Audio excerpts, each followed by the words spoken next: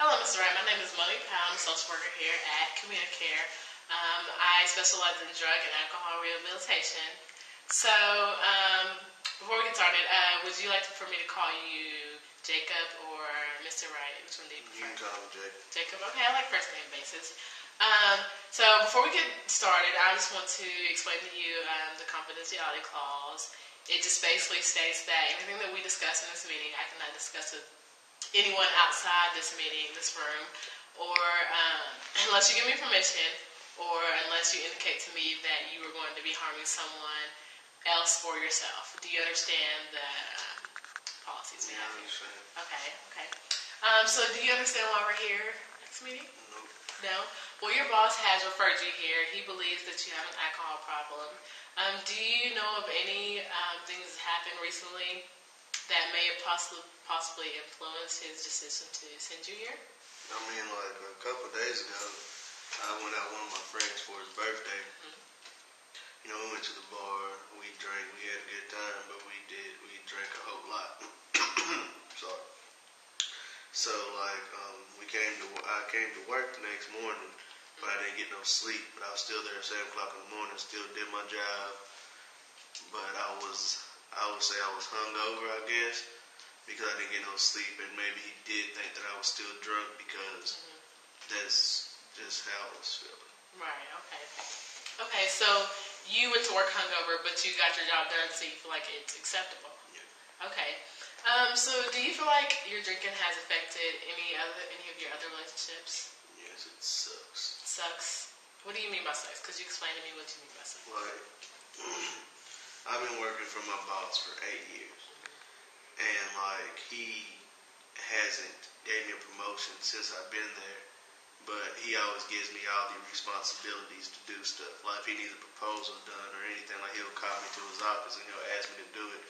And as much as it makes me mad, I still do it because he is my boss.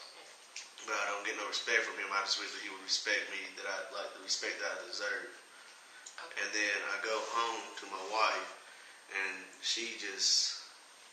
that's just another story upon itself. Mm-hmm. Like she's always nagging at me about the bills and me working and all of this stuff. And I work my butt off every single day. And I admit that I am behind on my bills. But, like, I try to keep up with my bills.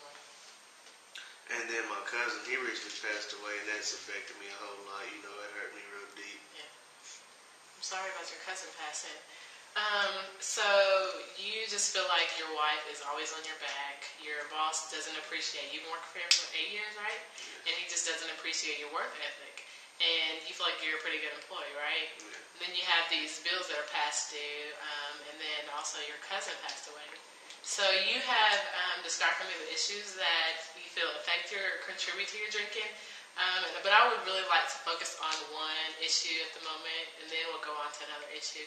So, which issue would you like to discuss first? I think it would be best to start with my wife. Your wife. You think that is the most important? Okay. So we'll discuss your wife first. Could you explain to me your relationship at the beginning of your marriage? Like, at the beginning of the marriage, you know, we was in the cupcake phase, I would say. Like, we always want to be around each other. You know, everything was good. You know, I'd work, come home. She'd have me some hot meal cooked. You know, she'd run me some bath water even from time to time. But then, like, I slipped up and I got drunk one night with my friends and I cheated on her. And things just hasn't been the same since then. Like, she's still with me, but it's just not the same anymore. And it's my fault that I did it. And I apologize to her time and time again. I wish I didn't do it. But I did it, and I can't take it back. So, you cheated on your wife, and now you feel really guilty about the situation. Yeah. How do you think your wife feels? She feels betrayed because, like, she loves me. Mm-hmm. You know, even after I did all this stuff to her, like, she still loves me. I can tell she still loves me, you know, because she hasn't tried to get a divorce and all this stuff. It's just like, she just she doesn't like me, is how I would say. Like, she doesn't like me, but I can tell that she loves me. But things just aren't the same anymore. Like, I'm miserable when I go home, and I don't want to be miserable when I go home. So you feel like you just really feel guilty, and you feel like your wife is feeling betrayed by you, and you feel guilty because you're supposed to be her husband, and you feel obligated to her, but now you're miserable because you go home and it's a bunch of nagging and arguing and things of that nature. Yeah. And so, do you also feel like the bills have played a huge role in your marriage? Yes, because like when we first got together, like bills were just me and her living in the house. Then we started having kids. I have 2 little boys, and like that's more stuff that we use in the house, and it's just stuff just piles on, and it's just so stressful for me because I'm the one that works and she does not work. Right. So I'm on income because she stays home with the kids. Okay. Well, do you and your wife? I know communication is an important thing. Do you guys communicate well, or do you talk at all about these issues? Or?